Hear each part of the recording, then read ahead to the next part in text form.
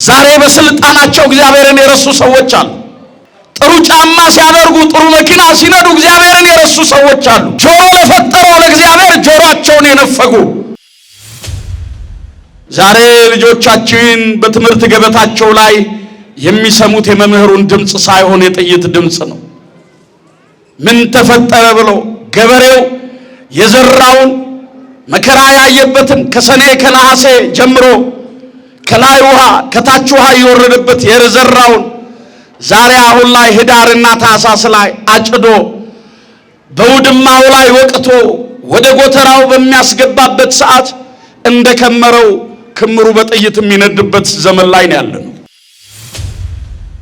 ዛሬ ልጆቿ እየተገፋፉ ነው። አንዱ አንዱን እያሳደደው ነው። በቃኝ የሚል ጠፍቷል። ሁሉ አግበስባሽ ነው። ለኔ ላይ ብቻ ለአንዱ መደሰት አንዱ ማዘን አለበት። ለአንዱ መብላት አንዱ መራብ አለበት። ለአንዱ መሳቅ አንዱ ማልቀስ አለበት ተብሎ የተወሰነ እስከሚመስል ድረስ 2015 ዓመተ ምህረት 2016 ዓመተ ምህረት 2017 ዓመተ ምህረት ላይ ታሪኬ የለም የኔ ነገር አብቅቷል ብላችሁ የነበራችሁ ማምሻው ላይ እግዚአብሔር ደጃችሁን የመታላችሁ ኑጡ ብሎ ከጨለማ ያወጣችሁ ቀና በሉ ብሎ ካቀረቀራችሁበት ቀና ያደረጋችሁ አይ እግዚአብሔርማ ረስቶኛል መድኃኔዓለምማ ዘንግቶኛል ብላችሁ ያማረራችሁ ሰዎች አያችሁት መድኃኔዓለምን።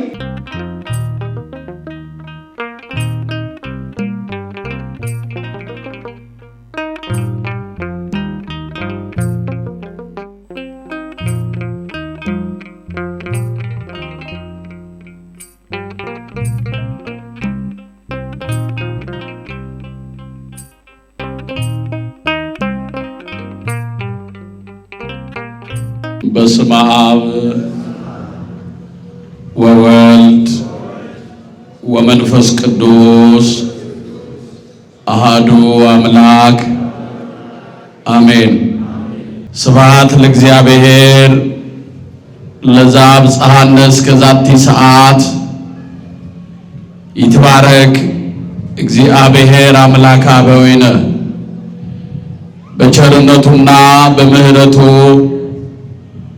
በይቅርታውና በዘላለማዊ ጥባቆቱ መግቦቱ ሳይለየን በእድሜያችንም ላይ ጭንቀን ተጨማሪ ሰጥቶን ዛሬም በተቀደሰው ተራራ ቅዱስ የሆነው ስሙን እናመሰግነው ዘንድ ከያለንበት በቅዱስ መንፈሱ አነሳስቶ በረድኤቱ አቅርቦ በምህረቱ ስፍራ የሰበሰበን የቅዱሳን አምላክ ልዑለ ባሕርይ አምላካችን እግዚአብሔር ስለማይነገረው ዘላለማዊ ስጦታው ተነግሮም ስለማያልቀው ፍቅሩ ስሙ ከምድር እስከ አርያም በፍጥረት ሁሉ አንደበት ዘወትር የከበረና የተመሰገነ ይሁን።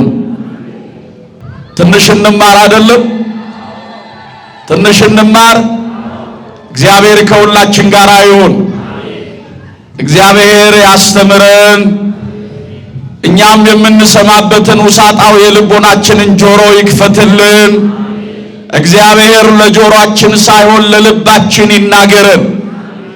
ልጆቼ ሆይ ትምህርቴን ስሙ፣ ጠቢባንም ሁኑ፣ ቸል አትበሉ። ዕለት ዕለት በደጄ መግቢያ የሚተጋ የደጄን ምሕረት የሚጠብቅ እርሱ ምሕረትን ያገኛል፣ ይቅርታን ያገኛል። የሚጠሉኝ ሁሉ ሞትን ይወዳሉ ብሎ እንደተናገረው እግዚአብሔር ሲናገረን በማስተዋል እንድንሰማው ውሳጣዊ ልቦናችንን ጆሮ ይክፈትልን።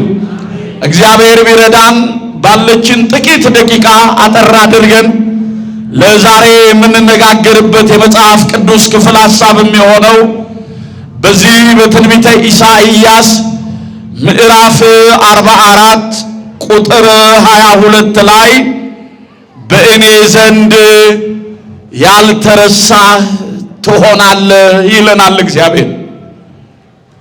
በእኔ ዘንድ ያልተረሳህ ትሆናለህ። እስቲ ቃሉን ሁላችሁም አብራችሁኝ በሉ። በእኔ ዘንድ በሉ ያልተረሳ ትሆናለህ። ትንቢተ ኢሳይያስ በሏ ምዕራፍ 44 ከቁጥር 21 እስከ 24 እግዚአብሔር በዚህ ቃል ይናገረናል። ምናልባትም ኦርቶዶክሳውያን የዚህ ትምህርት ሐሳብና ዓላማ በዚህ ሰዓት እግዚአብሔር እኔን ትቶኛል፣ እግዚአብሔር እኔን ረስቶኛል፣ መድኃኔ ዓለም ነግሬው ያልሰማኝ፣ ጠይቄው ያልመለሰልኝ ብዙ ነገር አለ ለምትሉ እግዚአብሔር በጊዜው ጊዜ የሚሰራ ሁሉን በቸርነቱ ስለ ቸርነቱ የሚያደርግ የማይዘነጋን የማይተውን የማይረሳን አምላክ እንደሆነ አሁንም እንደማይረሳን አስረግጦ ስለማሳየት ነው። በነቢዩ በኢሳይያስ ትንቢት ምዕራፍ 44 ከቁጥር 21 ጀምራችሁ ስትመለከቱ እንዲህ የሚል ቃል ተጽፎ ታገኛላችሁ። ያዕቆብ ሆይ አንተ እስራኤል ባሪያዬ ነህና ይህንንም አስብ፣ እኔ ሰርቼሃለሁ፣ አንተም ባሪያዬ ነህ። እስራኤል ሆይ በእኔ ዘንድ ያልተረሳ ትሆናለህ። መተላለፍህን እንደ ደመና ኃጢአትህንም እንደ ጭጋግ ደምስሼልሃለሁ፣ ተቤዥቼሃለሁ። ወደ እኔ ተመለስ። ሰማያት ሆይ እግዚአብሔር አድርጎታልና በእስራኤል ዘንድ ይከብራልና። አንተ የምድር ጥልቅ ሆይ ጩኽ፣ እናንተ ተራሮች ሆይ በእናንተ ያለ ዱር ሁሉ ዛፍ እልል ይበል። ከማኅፀን የሠራ የሚቤዥህ እግዚአብሔር እንዲህ ይላል፣ በእኔ ዘንድ ያልተረሳ ትሆናለህ አለ። ክብርና ምስጋና ለስሙ ይሁን። ያልተወን ያልረሳን እግዚአብሔር አምላካችን መድኃኔ ዓለም አባታችን ምስጋና ይድረሰው። አሜን በሉ እስቲ። ዛሬ እግዚአብሔር ይረሳናል ወዳጆቼ? እግዚአብሔር ትቶናል? አይተውንም። እግዚአብሔር አይረሳንም። ኃጢአትህን እንደ ደመና በደልህንም እንደ ጭጋግ ደምስሼልሃለሁ። ወደ እኔ ተመለስ፣ ተቤዥቼሃለሁ፣ በእኔ ዘንድ ያልተረሳ ትሆናለህ አለ። የእግዚአብሔር ልጆች አንድ ነገር እናስተውል። እግዚአብሔር ለኛ ያለውን ሐሳብ የሚያውቅ፣ ሳንለምነው የምንለምነውን የሚያውቅ፣ ከህሊና አስቀድሞ ሁሉን የሚመረምር፣ ከሐሳብ አስቀድሞ ሁሉን የሚያውቅ አምላክ ነው። ለዚህ ነው ለእናንተ የማስባትን ሐሳብ እኔ ያውቃለሁ ይለናል። እኔ ምን እላለሁ? እኛ ለእኛነታችን ከማወቃችን በፊት ማን ያውቅልናል? ተናገሩ ሁላችሁ። እኛ ለእኛነታችን ከማሰባችን በፊት ማን ያስብልናል? እግዚአብሔር ያስብልናል። ይህ አምላክ ነው በእኔ ዘንድ ያልተረሳ፣ ያልተረሳሽ፣ ያልተረሳችሁ ትሆናላችሁ የሚልን ኦርቶዶክሳውያን። አዎ ዛሬ ምናልባትም በሕይወታችን ውስጥ አንድ ምዕራፍ አሻራ ያላቸውን ሰዎች፣ ለዛሬ መድረሳችን ዋጋ የከፈሉትን ሰዎች ረስተናቸው ሊሆን ይችላል፣ ትተናቸው ሊሆን ይችላል፣ ከህሊናችን አውጥተናቸው ሊሆን ይችላል። ኦርቶዶክሳውያን በዚሁ ልክ እኛም እንደዚሁ በጎ ያደረግንላቸው በሕይወታችን ውስጥ መንፈሳዊውን አሻራ የጣሉ ለዛሬ መድረሳችን ዋጋ የከፈሉትንም ሰዎች ረስተናቸው ሊሆን ይችላል። የማይረሳን የማይተውን እግዚአብሔር ብቻ ነው። ሰው ይረሳል፣ ማን ያስታውሳል? ተናገሩ። ሰው ይገፋናል፣ ማን ይደግፈናል? ሰው ይጥለናል፣ ማን ያነሳናል? እግዚአብሔር ያነሳናል።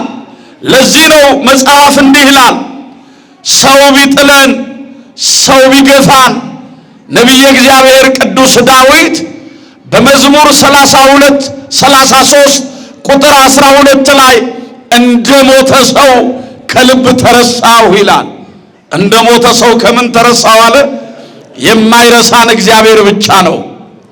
የማይተውን እግዚአብሔር ብቻ ነው። ጠላት ዲያብሎስ እግዚአብሔር እንደረሳን እግዚአብሔር እንደተወን ሁልጊዜ በጆሮአችን የሚነግረን ውድቀታችንን ነው። ሁልጊዜ የሚያሳየን ማጣታችንን ጎደሏችንን ነገር ነው። ኦርቶዶክሳውያን አንድ ነገር አስተውሉ።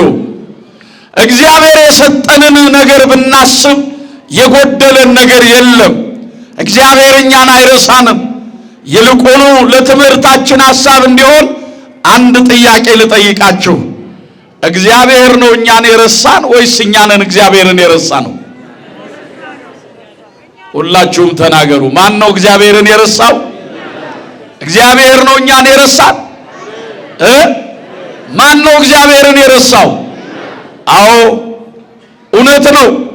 እግዚአብሔርማ እንዳረሳን ይሄው ጨለማውን አስወግዶ ይህንን ብርሃን ሰጠን። ትላንትናን አሳልፎ ዛሬ ላይ አደረሰን።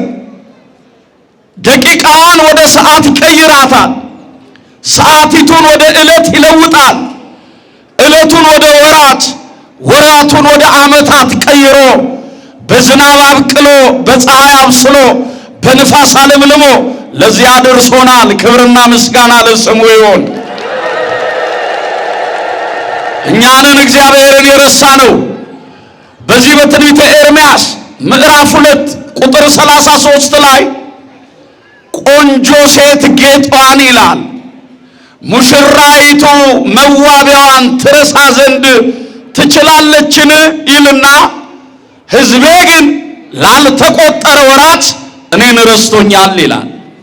ቆንጆ ሴት ጌጧን ሙሽራይቱስ መዋቢያዋን ትረሳ ዘንድ ትችላለችን? ሕዝቤ ግን ላልተቆጠረ ወራት እኔን ምን ብሎኛል አለ? ረስቶኛል። በዚህ ብቻ አይደለም ኦርቶዶክሳውያን፣ ኦሪት ዘዳግም ምዕራፍ 8 ቁጥር 33 ላይ የፈጠረህን አምላክህን የወለደህንም እግዚአብሔርን ረሳኸው አለ። የፈጠረህን አምላክህን የወለደህን እግዚአብሔርን ረሳኸው።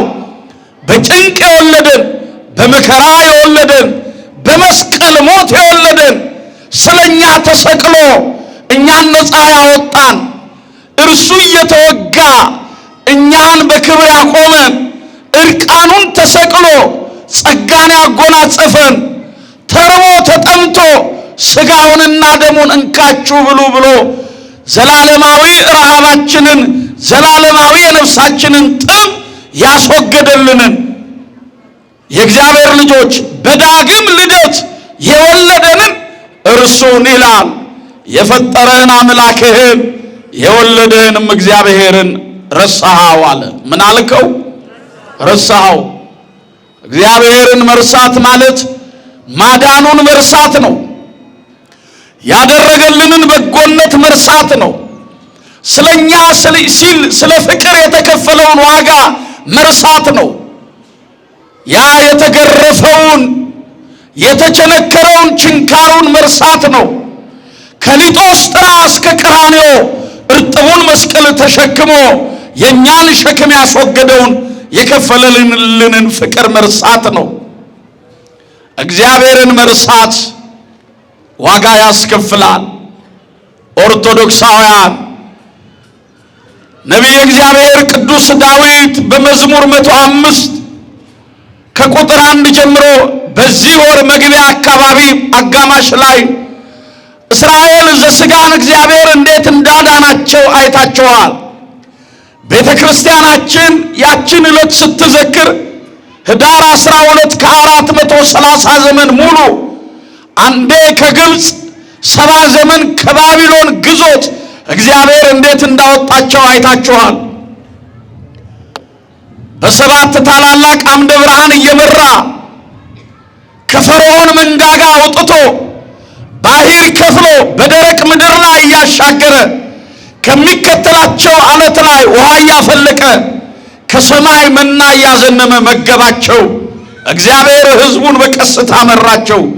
ነቢየ እግዚአብሔር ቅዱስ ዳዊት በመዝሙር 105 ከቁጥር 1 ጀምሮ ይህንን ይናገራል። እንዲህ ካለ በኋላ እግዚአብሔር ለሕዝቡ በጎ ነገርን አደረገ ይላል።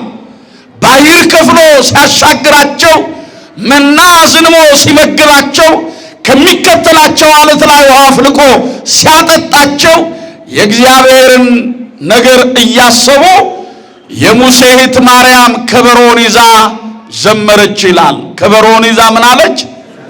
ዘመረች፣ አመሰገነች። እሷና መሰሎቿ ዘመሩ። ንሴብሖ ለእግዚአብሔር ብለው አመሰገኑ ይልና እልፍ ሲሉ ወዲያውም እግዚአብሔርን ረሱት ይላል። ወዲያውም ማንን ረሱት? መዝሙረ ዳዊት መዝሙር 105 ቁጥር 13 ላይ ያደረገውን በጎነትን ወዲያው ረሱት አለ። ረሱት። እግዚአብሔር ከእንዲህ ያለ ማንነት ሁላችንን የሚጠብቀን፣ ታመን የተነሳን የእግዚአብሔርን ማዳን እንዳንረሳ፣ አቀርቅረን የነበርን ዛሬ ቀና ስንል እግዚአብሔር እንዳንረሳ፣ ጎድሎብን የነበርን ሲሞላልን ማንን እንዳንረሳ ተናገሩ ሁላችሁ። እግዚአብሔርን እንዳንረሳ፣ ተርበን የነበርን እንጀራ ቆርሰን መብላት ስንችል፣ ቤት አጥተን የነበርን እግዚአብሔር ጎጆ ቀልሶ ሲሰጠን ማንን እንዳንረሳ እግዚአብሔርን እንዳንረሳ። እንዲህ ይለናል መጽሐፈ ኢዮብ ምዕራፍ 8 ቁጥር 13 ላይ እንዲህ ይላል፣ በውኑ ደንገል ረግረግ ውሃ በሌለበት ስፍራ ሊበቅል ይችላልን ይላል። ከቃሉ ጋር ናችሁ? ከቃሉ ጋር ናችሁ? ደንገል ታውቃላችሁ? ደንገል የሚያውቅ ሰው አለ? ደንገል የሚበቅለው ረግረግ ውሃ ባለበት ስፍራ ነው። በሐይቅ ዳርቻ ነው የሚበቅለው። ደንገል ቄጤማ ይመስላል፣ ወፍራም ግንድ የሚመስል ነው።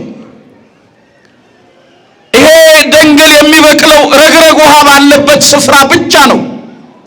ልብ በሉና ስሙ። ወዲያ ወዲያ አትበሉ፣ ቁጭ በሉና ቃል እግዚአብሔር ስሙ። በውኑ ደንገል ረግረግ ውሃ በሌለበት ስፍራ ሊበቅል ይችላልን አለ። ይሄ ደንገል አገልግሎቱ ብዙ ነው። አሁን ጣና ሐይቅ፣ ዘዋይ ሐይቅ ላይ አይታችሁ ከሆነ ከደንገል የሚሰሩ ትናንሽ ታንኳዎች አሉ። አንድ ሰው ይጭናል። ከ5 እስከ 7 ኪሎ ድረስ ይጭናል። ከ8 እስከ 11 ቀን አገልግሎት ይሰጣል። ከሐይቅ ዳርቻ ወደ ሐይቅ ዳርቻ ይመላለሱበታል። የዕለት ጉርሳቸውን የዓመት ልብሳቸውን ለማግኘት አሳ ያሰግራሉ ከደንገል በሚሰራ ታንኳ። ኦሪት ዘጸአት ምዕራፍ 3 ላይ የሙሴ እናት ከደንገል ሳጥንን አዘጋጀች። ውስጡንና ውጩን በቅጥር አለቅልቃ ሙሴን በዛ አድርጋ በባህር ላይ ለቀቀችው ነው የሚለው። በባህር ላይ ይንሳፈፋል ደንገል። ልብ በሉ፣ ከ8 እስከ 11 ቀን አገልግሎት ይሰጣል። ይሄ ደንገል የሚበቅለው ቅድም እንዳልኳችሁ ረግረግ ውሃ ባለበት ስፍራ ነው። ኢዮብም ሲናገር ምን አለ? በውኑ ደንገል ረግረግ ውሃ በሌለበት ስፍራ ሊበቅል ይችላልን ካለ በኋላ አዎ ድንገት ሊበቅል ይችላል አለ። ድንገት ምን ሊል ይችላል? ውሃ በሌለበት ስፍራ ድንገት ሊበቅል ይችላል ካለ በኋላ ነገር ግን ይልና ከአትክልቶች ሁሉ ከእጽዋት ሁሉ ቀድሞ ይደርቃል አለ። ረግረግ ውሃ በሌለበት ስፍራ የሚበቅለው ደንገል ከአትክልቶች ወይንም ከእጽዋት ሁሉ ቀድሞ ምን ይላል አለ? ንገሩኛ፣ ምን ይላል? እግዚአብሔርንም የሚረሱ ሰዎች መጨረሻቸው እንዲህ ነው ይላል። መጨረሻቸው እንዲህ ነው። ዛሬ በስልጣናቸው እግዚአብሔርን የረሱ ሰዎች አሉ። ጥሩ ጫማ ሲያደርጉ፣ ጥሩ መኪና ሲነዱ እግዚአብሔርን የረሱ ሰዎች አሉ። ጆሮ ለፈጠረው ለእግዚአብሔር ጆሮአቸውን የነፈጉ፣ ዓይን ለፈጠረው ለእግዚአብሔር ዓይናቸውን ያዞሩ፣ ጀርባን የሰጡ የእግዚአብሔር ልጆች እግዚአብሔርን የረሱ ከኔ በላይ ማን ነው ብለው ሀብታቸውን የተደገፉ ጉልበታቸውን የተደገፉ እግዚአብሔርን የረሱ ሰዎች አሉ። እግዚአብሔር ከዚህ ያድነን ሁላችንንም። ብዙ ማለት ይቻላል። እግዚአብሔርን መርሳት ዋጋ ያስከፍላል። እግዚአብሔርን የሚረሱ ሰዎች ረግረግ ውሃ በሌለበት ስፍራ ድንገት እንደሚበቅለው ደንገል በኋላም የእግዚአብሔር ልጆች ከእጽዋት ሁሉ ቀድሞ እንደሚደርቀው ደንገል ፍጻሜያቸው እንዲህ ነው ይላል። ፍጻሜያቸው እንዲህ ነው። ስለዚህ እኛንን እንጂ እግዚአብሔርን የረሳነው እግዚአብሔር እኛን ምን አላለንም? ንገሩኛ፣ ምን አላለንም? እስቲ አመስግኑት፣ ከፍ አድርጉና። ትንቢተ ኢሳይያስ ምዕራፍ 49 ቁጥር 9 ላይ ስትመለከቱ ጽዮን ግን እግዚአብሔር ረስቶኛል አለች ይላል። ጽዮን ማን ረስቶኛል አለች? እግዚአብሔር ረስቶኛል አለች። በውኑ ይላል እግዚአብሔር እናት ከማህፀኗ ሴት ከማህፀኗ የተወለደውን ልጇን በጭንቅ ያገኘችውን ልጇን ትረሳ ዘንድ ትችላለችን? ይላል። ሴት ከማህፀኗ የተወለደውን ልጇን ትረሳ ዘንድ ትችላለች ይላል። እናቶች ልጆቻችሁን ትረሳላችሁ? ትረሳላችሁ ወይ? ልጃችሁ ምንም ወንጀለኛ ቢሆን በመከራ የወለደችው ልጇ ምንም ኃጢአተኛ ቢሆን ስሙ ያደፈ ቢሆን ቀማኛ ቢሆን ዘራፊ ቢሆን ወንበዴ ቢሆን ለዚች እናት ልጇ ምኗ ነው? ኧረ በማርያም ምኗ ነው? ልጇ ነው። ወንበዴም ቢሆን ምኗ ነው? ቀማኛም ቢሆን ምኗ ነው? አዎ መልካም ስም ባይኖረውም ለዚች እናት ልጇ ምኗ ነው? ልጇ ነው። ቆርጣ አትጥለውም፣ ልጇ ነው። የእግዚአብሔር ልጆች ምንም በደለኞች ብንሆን ከምግባር የጎደልን በሃይማኖት ያልጸናን ዕለት ተዕለት መልካም ነገር የታጣብን ቅጠል ብቻ የሆንን በለሶች ብንሆን ለእግዚአብሔር ምኖቹ ነን? ንገሩኛ። ለመድኃኔዓለም ምኖቹ ነን? በመስቀል ሞት የወለደን ልጆቹ ነን። ይቅር ሊለን የወለደን ልጆቹ ነን። ደጁን ስንመታ የሚከፍትልን ልጆቹ ነን። ስንለምነው የሚሰማን ልጆቹ ነን። የሉቃስ ሁለተኛ ቆሮንቶስ ምዕራፍ 6 ቁጥር 16 ላይ እኔ የሰማይ አባታችሁ አምላካችሁ እግዚአብሔር ነኝ እናንተም ልጆቼ ናችሁ አለ። ክብርና ምስጋና ለስሙ ይሁን። ልጆቼ ሴት ከማህፀኗ የተወለደውን ልጇን ትረሳ ዘንድ ትችላለችን? ጽዮን ግን እግዚአብሔር ረስቶኛል አለች። እኔ ግን እላችኋለሁ ለዘላለም አልረሳችሁም ይላል። ክብርና ምስጋና ለስሙ ይሁን። ለዘላለም አልተዋችሁም። ወገኔ ምንም ኑሮ ቢያንገዳግድህ ትላንት ያየኸው ዛሬ ቢጠፋብህ የትላንት ጉልበት ዛሬ ቢከዳ በዙሪያ የነበሩትን ሰዎች ዛሬ ብታጣቸው መከራ አንገትን ቢያስቀረቅርህ ለልጆች ምን ልግባ ብለህ ብትጨነቅ ሜዳው ገደል ቢሆንብህ ቀኑ ጨለማ ቢሆንብህ እግዚአብሔር አይረሳህም። እግዚአብሔር አይተውህም። እግዚአብሔር አይዘነጋህም። እግዚአብሔር ጆሮን የፈጠረ አምላክ የሚሰማ ነው። ዓይንን የፈጠረ ጌታ የሚያይ ነው። እስራኤልን የሚጠብቅ እግዚአብሔር አይተኛም አያንቀላፋም ተብሎ ነው የተነገረው። ክብርና ምስጋና ለስሙ ይሁን። ይኸውላችሁ እስራኤል ሆይ ተቤዥቼሃለሁ አትፍራ ሲለው ያዕቆብ የተወለደው አባቱ የአብርሃም ልጅ ይስሐቅ ይባላል። የያዕቆብና የኤሳው አባታቸው ማን ይባላል? ማን ይባላል? ይኸውላችሁ አንዴ ደመናውን አንዴ ፀሐዩን እያፈራረቀ እግዚአብሔር ትኩሱንም ቀዝቃዛውንም እያደረገ እየመገበን ነው። ኧረ አመስግኑት እባካችሁ። ስለዚህ እቺ ቀን የመድኃኔዓለም ናት። አንድ ጊዜ ብቻ የሚነገረውን ቃል ስሙ። እኔ እዚህ ለመኖራችሁ ነው የምጠይቃችሁ፣ መልሱልኝ እሺ። የያዕቆብና የኤሳው አባት ይስሐቅ ይባላል። ማን ይባላል? እናታቸው ርብቃ ትባላለች። ማን ትባላለች? አዎ ይስሐቅ ስለሚስቱ ስለ ርብቃ እግዚአብሔር ፊት መድኃኔዓለም ፊት ብዙ ጊዜ ቆሟል። ከወገቡ ፍሬ ከሷ ማኅፀን ልጅ እንዲሰጠው ይስሐቅ ስለሚስቱ ስለ ርብቃ ደጋግሞና አብዝቶ በእግዚአብሔር ፊት ቆሟል። ዛሬም ስለጎደለን ነገር በመድኃኔዓለም ፊት እንቆም። ስለ ሀገራችን ስለ ኢትዮጵያ በመድኃኔዓለም ፊት እንቆም። ስለ ቤተ ክርስቲያናችን በመድኃኔዓለም ፊት እንቆም። እግዚአብሔር እንዲለመነን አብዝቶ ደጋግሞ ቆመ ይላል። ይስሐቅ አንድ ጥያቄ እየጠየቀ እግዚአብሔር ሁለት መልስ መለሰለት። ክብርና ምስጋና ለስሙ ይሁን። ይስሐቅ አንድ ዘር ስሙን የሚያስጠራ ዘር እንዲተካ ነበር መድኃኔዓለምን የጠየቀው። የኔና የናንተ አምላክ መድኃኔዓለም ታዲያ በርብቃ ማኅፀን ሁለቱን ልጆች አኖረ። ከይስሐቅ ወገብ ከርብቃ ማኅፀን ሁለቱን ልጆች ያዕቆብንና ኤሳውን እግዚአብሔር ለይስሐቅ ሰጠው። ልብ በሉ።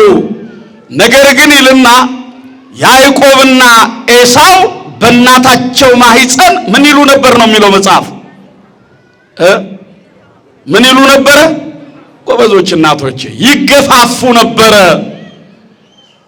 ኤሳውና ያዕቆብ በእናታቸው ማኅፀን ይገፋፉ ነበር አለ። አዎ ዛሬም ርብቃ የተባለች ኢትዮጵያ ልጆቿ ይገፋፋሉ በእናታቸው ማኅፀን። ኢትዮጵያ የተባለች ርብቃ ዛሬ ልጆቿ የሚገፋፉበት ዘመን ላይ ነው።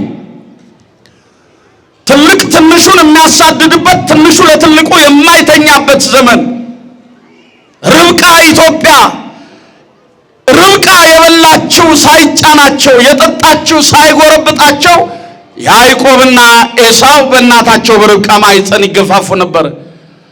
ርብቃ የተባለች ኢትዮጵያ፣ ርብቃ የተባለች ቤተ ክርስቲያን ዛሬ ልጆቿ እየተገፋፉ ነው። አንዱ አንዱን እያሳደደው ነው። በቃኝ የሚል ጠፍቷል። ሁሉ አግበስባሽ ነው። ለኔ ባይ ብቻ የተራበውን የሚያይበት አይኑ የተደፈነበት፣ ጆሮ ከመስማት የዘገየበት፣ መተዛዘን የጠፋበት ርብቃ ኢትዮጵያ፣ ርብቃ ቤተ ክርስቲያን ናት። እውነት ሐሰት ተናገሩ። እውነት ሐሰት? አዎ ኦርቶዶክሳውያን። ከዚህ የተነሳ ያዕቆብ የወንድሙን የኤሳውን ተረከዝ ይዞ ከርብቃ ማኅፀን ወጣ።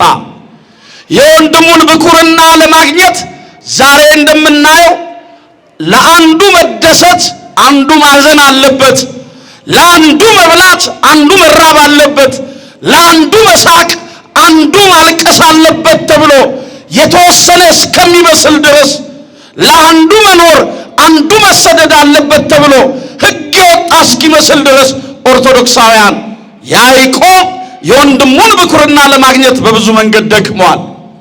ያ መንገድ ግን አላዋጣውም። እግዚአብሔር በብዙ አስተማረው። ኦሪት ዘፍጥረት ምዕራፍ 31 ላይ ስትመለከቱ ያዕቆብ ምን አለ? ከሞት ላዳነኝ ለተቤዠኝ አምላክ ለአባቶቼ ለአብርሃም ለይስሐቅ አምላክ ኑ ወደ ቤቴል ተራራ እንውጣና ያዳነኝን አምላክ ከነ ኃጢአት ያላጠፋኝን ጌታ መስዋዕት እናቅርብለት፣ አሸንክታባችሁን አስወግዱ፣ የማይጠቅማችሁን ነገር ጣሉና ወደ ተራራው እንውጣ አለ። ያዕቆብ ሕዝቡን ይዞ ወደ ተራራ ቤቴል ወደሚባለው ተራራ ወጣ። በዛም መሠዊያውን ሰርቶ መስዋዕቱን አቀረበ። እግዚአብሔርም የያዕቆብን መስዋዕት ተመለከተና ያዕቆብ ሆይ ከዚህ በኋላ ስምህ ያዕቆብ አይደለም እስራኤል ብዬሃለሁ አለው። ክብርና ምስጋና ለስሙ ይሁን። ያለፈውን በደል የሚቀይር ይቅር የሚል የፊታችንን መንገድ የሚያቀና አምላክ በተራራው ላይ የተዳደፈውን ስሙን ቀይሮ እስራኤል ብዬሃለሁ፣ የእግዚአብሔር ሕዝብ ማለት ነው፣ የብዙዎች አባት ማለት ነው። እስራኤል ብዬሃለሁ፣ መስዋዕትህንም ተቀብያለሁ፣ ተቤዥቻለሁ፣ አትፍራ፣ ወደ እኔ ተመለስ፣ ከዚህ በኋላ በእኔ ዘንድ ያልተረሳ ትሆናለህ አለው። ክብርና ምስጋና ለስሙ ይሁን።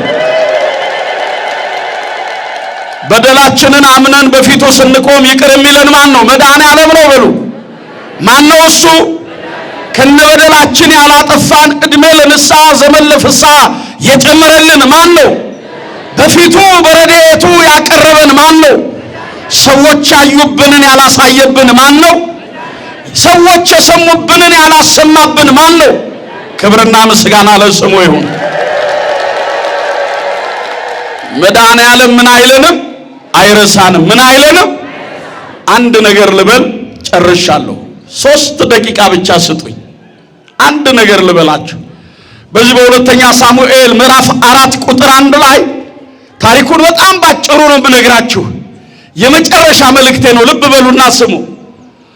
በሁለተኛ ሳሙኤል ምዕራፍ 4 ከቁጥር 1 ጀምራችሁ ስትመለከቱ ዳዊትም ከቤተ ሳኦል ጋር ጦርነትን ገጠመ ይላል። ጦርነትን አደረገ። የእግዚአብሔር ክንድ ከዳዊት ጋር ነበረች ይላል። ከሳኦል ቤት ብዙ ሺህ ሰራዊት ረገፈ። በጣም ፈጠኜ ነው የምናገረው፣ ስሙ። ከሳኦል ቤት ብዙ ሺህ ሰራዊት ረገፈ። ሳኦልም ሞተ ይላል በጦርነቱ። ያን ጊዜ የአባቱን ክብር ለማስመለስ ዮናታን የተባለው የሳኦል ልጅ ተነሳና በጦር ሜዳ ሊሰለፍ ወደደ። አንድ ልጅ ነበረው ይላል። ስንት ልጅ ነበረው? ስሙም ሜምቤ ፎስቴ ብሎ ይጠራዋል። ይህንን ሕፃን ልጅ ለሞግዚት ይሰጥና ዮናታን ወደ ጦርነቱ ሜዳ ስፍራ ወጣ። አባቱን ተከትሎ እሱም ሞተ ይላል። የዮናታንን ልጅ በሞግዚትነት የተቀበለችው ያቺ ሴት ከጦርነቱ ለማምለጥ መንገድ ስትጀምር፣ ሩጫ ስትጀምር ልጁ ከጀርባዋ ላይ ይወድቅና እጅና እግሩ ሽባ ሆነ ይላል። በዚህ ሰቀቀን ውስጥ ያለች ኢትዮጵያ ነች። በዚህ መከራ ውስጥ ያለች ኢትዮጵያ እግዚአብሔር ይታደግልን። የእግዚአብሔር ልጆች ዛሬ ልጆቻችን በትምህርት ገበታቸው ላይ የሚሰሙት የመምህሩን ድምፅ ሳይሆን የጥይት ድምፅ ነው። ምን ተፈጠረ ብሎ ገበሬው የዘራውን መከራ ያየበትን ከሰኔ ከነሐሴ ጀምሮ ከላይ ውሃ ከታች ውሃ እየወረደበት የዘራውን ዛሬ አሁን ላይ ህዳርና ታኅሳስ ላይ አጭዶ በውድማው ላይ ወቅቶ ወደ ጎተራው በሚያስገባበት ሰዓት እንደከመረው ክምሩ በጥይት የሚነድበት ዘመን ላይ ነው ያለነው። እግዚአብሔር ቸርነቱን ለሁላችን የሚያደርግልን የሚተዛዘነውን መንፈስ ይስጠን። የኢትዮጵያን ገጽታ ይመልስልን። ሁላችንም የሰላም ሰባኪዎች ያድርገን። አዎ ልጁ ከጀርባዋ ላይ ወደቀ። ከሞግዚቱ ጀርባ ላይ ወደቀና እጅና እግሩ ሽባ ሆነ። እንደምን ብላ የወደቀውን ልጅ አንስታ ሩጫ ጀመረች። ከፊቷ ሎዶባር የሚባል ስፍራ አለ። ምን አልኳችሁ? ሎዶባር ይባላል።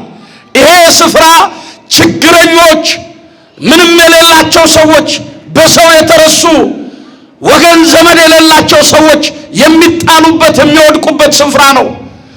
ሎዶባር በሚባለው ስፍራ ላይ ያንን ሕፃን ልጅ ጣለችና እሷ ነፍስ ያውጭኝ ብላ ሩጫ ጀመረች። ምዕራፍ 4 ሁለተኛ ሳሙኤል ምዕራፍ 4 ላይ ያለው ታሪክ እዚህ ጋር ያበቃል። ምዕራፍ 5 ላይ የለም ይሄ ታሪክ። ምዕራፍ 6 ላይ ይሄ ታሪክ አይቀጥልም። ምዕራፍ 7 ላይ የለም። ምዕራፍ 8 አሁንም ይሄ ታሪክ የለም። ምዕራፍ 9 ላይ እንዲህ ሲል ይጀምራል። ከቃሉ ጋር ናችሁ? እንዲህ ሲል ይጀምራል። ዳዊትም ጦርነቱን በፈጸመ ጊዜ በቤተ መንግስቱ ትልቅ ግብዣን አደረገ ይላል። ትልቅ ግብዣን አደረገ። ከ27ቱም ሀገር ሹማምንቱን ጠራ። የሰባውን ፍሪዳ አረዱ። የወይን ጠጅ ደባልቀው እየጠጡ ዳዊት ለሹማምንቱ እንዲህ ሲል ጥያቄ አቀረበ ይላል። ጦርነቱ በድል ተጠናቀቀ። የእግዚአብሔር ክንድም ከኛ ጋር ነበረች። ለጠላታችንም አሳልፎ አልሰጠንም። ከሳኦል ቤት ሳኦልና ብዙ ሺህ ሰራዊት ረግፈዋል፣ አልቀዋል። እንደው አንድ ጥያቄ ልጠይቃችሁ። ከሳኦል ቤት ለስሙ ማስጠሪያ የሚሆን ለዘር የቀረ የሳኦል ዘር ነው ተብሎ ሊጠራ የሚችል የተረሳ የወደቀ አንድ ሰው እንኳን የለም ብሎ ጠየቀ። ማን ነው እሱ? የሰማኝ ብቻ ይመልስልኝ። ማን ነው እሱ? በሉ ላልሰሙት አሰሟቸው። ማን ነው እሱ? ዳዊት፣ ንጉሡ ዳዊት። ያኔ ከሹማምንቱ መካከል አንዱ ምን አለው? ንጉሥ ሆይ 1000 ዓመት ንገስ፣ እውነት ብለሃል። የእግዚአብሔር ክንድ ከኛ ጋር ነበረ፣ ለጠላትም አሳልፎ አልሰጠንም። ከሳኦል ቤት ሳኦልንና ሰራዊቱ እሱ ብቻ አይደለም ልጁ ዮናታንም በጦርነቱ ሞተዋል። ነገር ግን አለ ከሳኦል ቤት የሳኦል የልጅ ልጅ የዮናታን የልጅ ልጅ የሆነ ሜምፊቦስቴ የተባለ አንድ ብላቴና ዮናታን ለሞግዚት ሰጥቶ ሲሄድ ከጀርባዋ ላይ ወድቆ እጅና እግሩ ሽባ ሆኖ ሎዶባር በሚባል ስፍራ ላይ የተጣለ መብሉን ከእንስሳና ከአውሬ ጋር ያደረገ በሰው የተረሳ ሰው ወገን የሌለው አንድ ምስኪን በዛ ስፍራ ላይ አለ ብሎ ነገረው ለዳዊት። ሂዱና አምጡት አለው። ሂዱና ምን በሉት? አቤት የተረሳውን ሂዱና ምን በሉት አለ። ልብ በሉ፣ ይሄ ታሪክ ሁለተኛ ሳሙኤል ምዕራፍ 4 ላይ አብቅቶ ሁለተኛ ሳሙኤል ምዕራፍ 9 ላይ ነው የጀመረው። 2015 ዓመተ ምህረት 2016 ዓመተ ምህረት 2017 ዓመተ ምህረት ላይ ታሪኬ የለም የኔ ነገር አብቅቷል ብላችሁ የነበራችሁ ማምሻው ላይ እግዚአብሔር ደጃችሁን የመታላችሁ፣ ኑ ውጡ ብሎ ከጨለማ ያወጣችሁ፣ ቀና በሉ ብሎ ካቀረቀራችሁበት ቀና ያደረጋችሁ፣ አይ እግዚአብሔርማ ረስቶኛል መድኃኔዓለምማ ዘንግቶኛል ብላችሁ ያማረራችሁ ሰዎች አያችሁት? መድኃኔዓለምን አያችሁት? ታማችሁ ሳላችሁ መኝታችሁን ያነጠፈ በሆስፒታል ተገኝቶ ከመድኃኒቱ በላይ መድኃኒት የሆነ ከወገናችሁ በላይ ወገን የሆነ ሰው ሲሰለቻችሁ ያልሰለቻችሁ ሰው ፊቱን ሲያዞር ፊቱን የማያዞርባችሁ መድኃኔዓለም ይሄ ነው። ክብርና ምስጋና ለስሙ ይሁን። ሂዱና አምጡት አለ። ሄደው ከነቃሬዛው ተሸክመውት ይዘው መጡና በዳዊት በቤተ መንግስቱ በሰገነቱ ፊት ለፊት አስቀመጡት ይላል። ያን ጊዜ ይሄ ብላቴና ዳዊትን እንዲህ አለው፣ ንጉሥ 1000 ዓመት ንገስ፣ የተረሳሁትን እኔ የተጣልኩትን እኔ ሰው የሌለኝን እኔ እንዴት አስታወስከኝ አለው። አይገርማችሁም? ኦርቶዶክሳውያን ሰው ቢረሳን ማን ያስታውሰና? ሰው ቢገፋን ማን ይደግፈና? ይሄ ነው የትምህርታችን ሐሳብ። እንዴት አስታወስከኝ? ጠይቁት እስቲ። ለዚህ አደረስከኝ እኔ ማን ነኝ? እንዴት እንደወደቅኩ አልቀረው? እንዴት ቀና አደረከኝ? በየትኛው ስራዬ ጨለማውን አሳልፈ ለዚህ አደረስከኝ? በየትኛው በጎነቴ እግሮቼ ተራምደው ወደ ቅድስና ስፍራ መጡ? በየትኛው አንደበቴ ላመስግን? ጠዋት ሌላ ከሰዓት ሌላ በምናገርበት በየትኛው አይኔ ክብርህን ልመልከት? እንዴት አስታወስከኝ በሉት። እንዴት አስታወስከኝ ብሎ ጠየቀ ይሄ ብላቴና። ንጉሡ መለሰለት፣ አንተ ብላቴና ይህንን ያደረገልህ እኔ ሳልሆን እግዚአብሔር ነው አለው። ክብርና ምስጋና ለስሙ ይሁን። እኔ ሳልሆን ማን ነው አለው? ማን ነው? እግዚአብሔር አደረገ፣ እግዚአብሔር ሰራ። የእግዚአብሔር ልጆች ይሄ ብቻ አይደለም። ከዚህ በኋላ በማዕድ ከኔ ጋር ትቀመጣለህ፣ ፍሪዳ ትቆርጣለህ፣ ወይ ጠጅ ትጠጣለህ። የአባትን የሳኦልን ግዛት ሁሉ መልሼ ላንተ ሰጣሃለሁ አለው። የተወሰደብንን ክብራችንን መልሶ ይስጠን። ያጣነውን ፍቅራችንን መልሶ ይመልስልን። ያጣነውን ጸጋ እግዚአብሔር መልሶ ያጎናጽፈን። ያጣነውን ፍቅር እግዚአብሔር መልሶ ያብዛልን። መልሼ ሰጣሃለሁ፣ በአባትህ ግዛት ላይ ትኖራለህ አለ። በቤተ መቅደሱ እንዲያኖረን በአባታችን በእግዚአብሔር መንግስት በቀኙ እንዲያቆመን ቅዱስ ፈቃዱ ይሁንልን። በእኔ ዘንድ በል ሁላችሁ ያልተረሳ ትሆናለህ። ትንቢተ ኢሳይያስ ምዕራፍ 44 ከቁጥር 21 እስከ 24 የመከረንን ያስተማረንን እግዚአብሔርን ተመስገን ብላችሁ አክብሩት ሁላችሁ።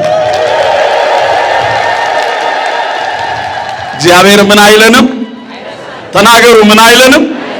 እግዚአብሔር ምን አይለንም? መድኃኔዓለም ምን አይለንም? የጎደለውን ይሞላል፣ ያጣነውን ይሰጣል፣ የራቀውን ያቀርባል፣ የረቀቀውን ያጎላል፣ ብቸኝነታችንን ያስወግዳል፣ እንባችንን ያብሳል፣ ከበሽታችን ከደዌያችን ይፈውሰናል። መድኃኔዓለም ምን አይለንም?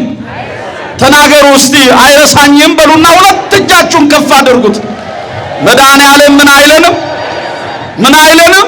አመስግኑት ሁላችሁ። አንዳችሁም ብትሆኑ ከተመስገን ውጪ ተመስገን ከማለት ውጪ እንዳታማርሩ። እሺ በሉኝ። በመድኃኔዓለም ጌታዬ ሆይ ጤና ባጣ ተመስገን በሉት። ቢጎድልብኝ ባገኝ ብደሰትም ባቀረቅርም ቀና ብልም በፊትህ ብቆምም በቃ ተመስገን በሉት። አሁን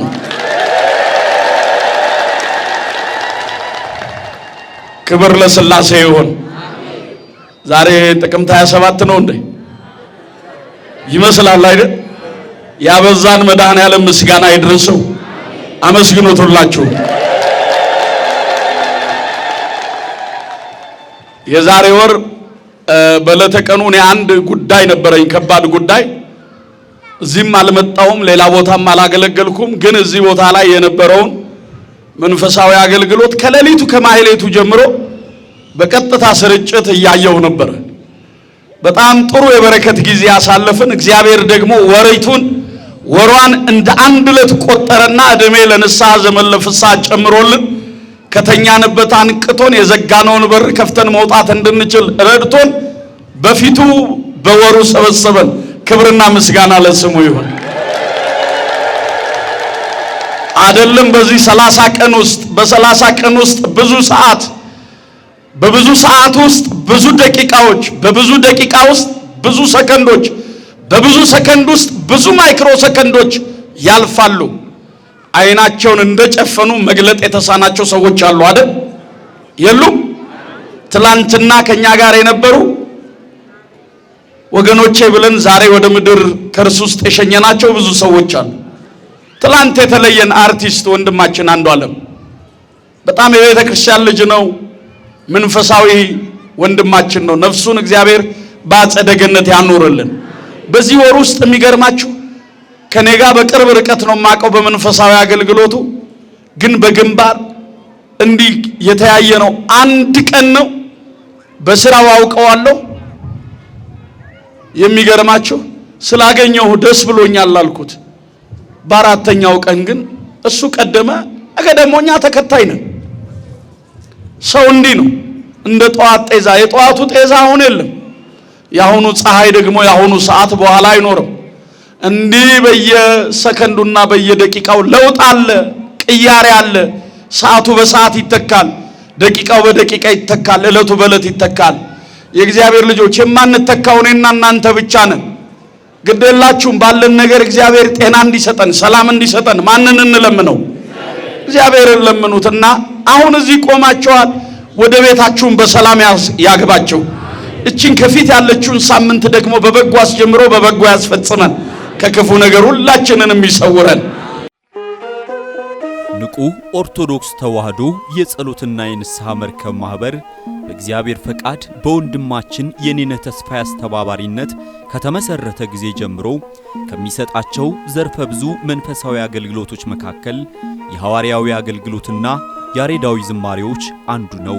በዚህ ክፍል የኦርቶዶክሳዊ ተዋህዶ ቤተክርስቲያንን ዶግማና ቀኖና የጠበቁ ኦርቶዶክሳዊ ለዛ ያላቸው ለነፍስ እረፍትን የሚሰጡ ወቅታዊና ዘመኑን የዋጁ ስብከቶችና ያሬዳዊ ዝማሬዎችን በመላው ዓለም ለሚገኙ ተመልካቾቹ በንቁ ሚዲያና በኢትዮ ማህበር የዩቲዩብ ቻናል እያቀረበ ይገኛል። አገልግሎቱ በመላው ዓለም ለሚገኙ አማኞች ተደራሽ እንዲሆን በየዕለቱ የሚለቀቁ ስብከቶችንና መዝሙሮችን ላይክና ሼር ያድርጉ።